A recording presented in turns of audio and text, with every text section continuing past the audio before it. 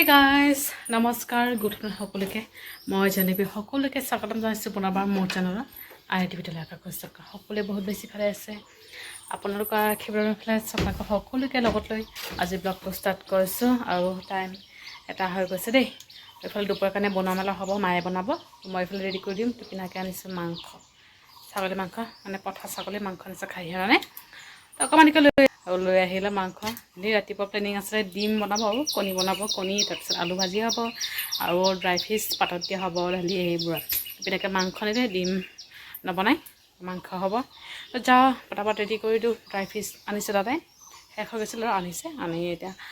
চব্জি কাটি চব্জি মানে কি আলু কাটি দিম পিঁয়াজ এইবোৰ মানে চব মিক্স কৰি দিব লাগিব মায়ে বনাব লাহে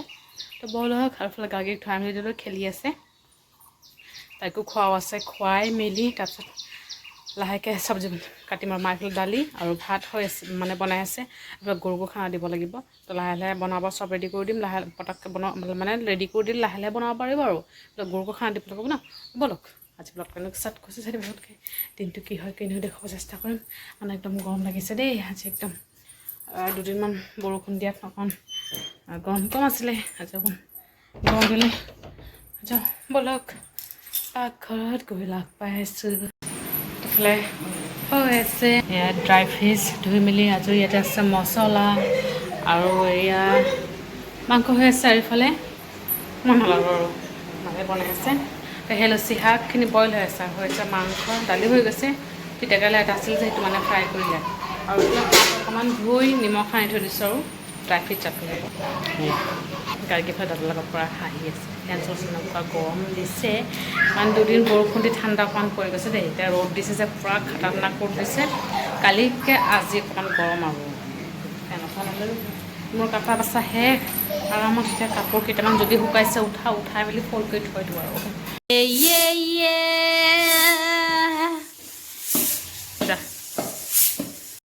A few moments later. Good evening সকলোকে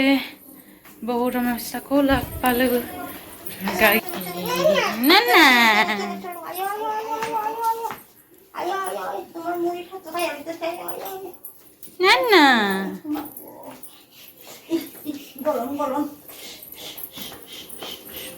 টাটা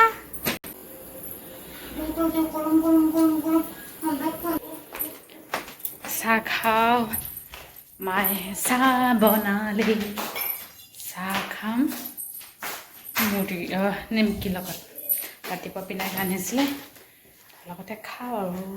কিবা ফাষ্টফুড পালে লৈ আহিব দিছোঁ আৰু যদি পাই আনিব তাতে যাওঁ গৈ মেলি আৰামত খাওঁ পিনাকি কিবা এটা লৈ আহিলে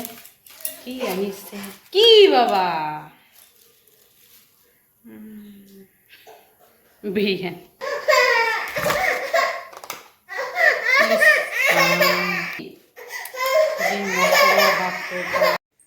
তো গাড়ী আমাৰ এইয়া নাংগু পাংগু হৈ শুই আছে টাইম 10:20 হৈছে দাদা পিনা কোনো অহা নাই আমাৰ সদায় ভাত খাওঁতে দেৰি হৈ যায় আমাৰ অলৰেডি ভাত বনালে অকল ভাত বনালে দুপৰীয়া চব্জি আছে সেইবোৰো হৈ যাব আৰু মানে মোৰ এপ্ৰিলৰ 1 তাৰিখৰ পৰা মই মানে ঘৰতে পাৰ্লাৰটো অপেনিং কৰিম বুলি ভাবিছিলোঁ দেই তো মোৰ অকণমান পাৰ্চনেলি প্ৰব্লেম হৈ গৈছে সেইকাৰণে কৰা হোৱা নাই তো ঘৰত যাম ভোট যিহেতু আহি আছে ভোট দিবলৈ ঘৰত যাম ঘৰৰ পৰা আহি অপেনিং কৰিব লাগিব বেনাৰো মানে বনোৱা হোৱা নাই তো বেনাৰ অলৰেডি মই বনোৱা মেলা হৈ গৈছে অকল মানে আনিব বাকী আছে আৰু একেবাৰে ঘৰৰ পৰা আহিয়ে কৰিম মোৰো তেতিয়া মানে চব কমপ্লিট হৈ যাব আৰু প্ৰায় বস্তু আহিলেই আৰু কেইটামান মিৰৰ ল'ব আছে আইনা ল'ব আছে তো চেয়াৰ ল'ব আছে এয়ে মানে মেইন বেছি দাম আৰু তো চেয়াৰ আমি সেইদিনা গৈছিলোঁ লামডিং বজাৰ গৈছিলোঁ যে চেয়াৰখন বিচাৰিছিলোঁ কিন্তু আমাৰ লামডিং মাৰ্কেটত নাই হোজাই আছে তো হোজাই চাওঁ গুৱাহাটীতো যাম যিহেতু ঘৰত যাম তো গুৱাহাটী হৈ আহিম যদি যাতে পাওঁ আহিবলৈ কষ্ট হ'ব ন তো লামডিং থাকিলে টেনশ্যন নাছিল অনলাইনত পাই হ'লেও ভাবিছিলোঁ একেবাৰে নিজে চাই চিতি লৈ আহিম কিন্তু লামডিং বজাৰত পোৱা নাই তেনেকুৱা পোৱা নাই মই যেনেকুৱা বিচাৰিছোঁ তেনেকুৱা পোৱা নাই আৰু আছে আৰু এনেই আছে কিন্তু সেইবোৰ মোৰ একদম পচন্দ লগা নাই তেনেকুৱা মোৰ নালাগে আৰু মই বিচৰা মতে এটা আনিম, যিটো পইচা দি আনিম বেছি কাৰণ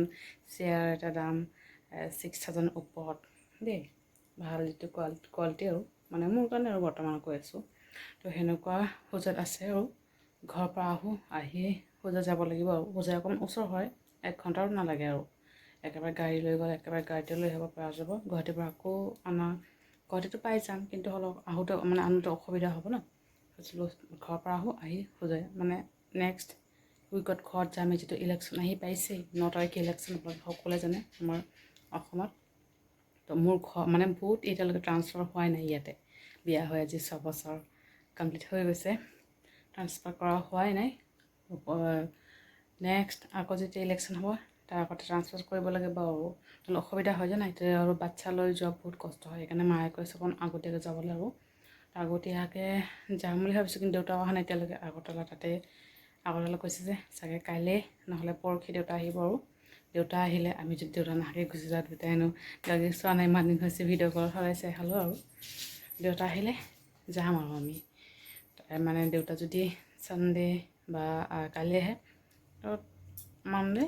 বা টিউজডেটো যাব নিদিব, ছানডে বা মানডে আৰু দেউতা কালি আহিলে ভাল আছিলে। কালি আহিলে ছানডে বা মানডে 2 দিন ভিতৰত যাব পৰা যায়। আৰু মোৰ ইফালে কাম আছে, তো ঘৰ যিহেতু চ'ত মাহ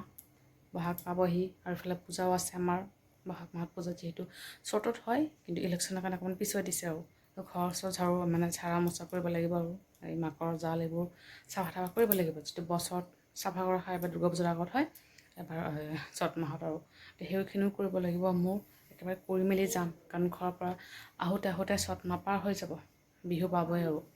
বিহু চ'তৰ লাষ্টত আৰু কেনেকৈ ঘৰ ঝাৰু মাৰিম, সেইবিলাক একেবাৰে ঝাৰু আৰু কালিতো ছেটাৰডে, কালিতো নোৱাৰিম ঝাৰিবলৈ, তো ছানডে ঝাৰিব লাগিব, নহ'লে মানডে ঘৰত যাব লাগিব। তেনেকুৱা আৰু ভাবি আছোঁ কেতিয়াবা একেবাৰে ৰিজাৰ্ভেশ্যন কৰি যাব লাগিব, নহ'লে ছোৱালীলৈ এই চেনেলত বহুত কষ্ট হয় জানেনে। তো সেয়ে আৰু আহক দাদা পিনাক আহক, আহিলে খামৰ পিনাক অকণ সোনকালে আহিব, সি মানে তাৰ কামৰ কাৰণে ফচি যায় আৰু। তো ব্লগটো ইয়াতে সামৰিছোঁ, ভিডিঅ'টো ভালে লাইক কৰিব আৰু কমেণ্ট কৰি জনাব কেনেকুৱা হৈছে। চেনেলটো ছাবস্ক্ৰাইব কৰিবলৈ কেতিয়াও নাপাহৰিব। আকৌ লগ পাম এইটো ব্লগৰ সৈতে, ভালে থাকিব আপোনালোকে, বাই বাই, গুড নাইট।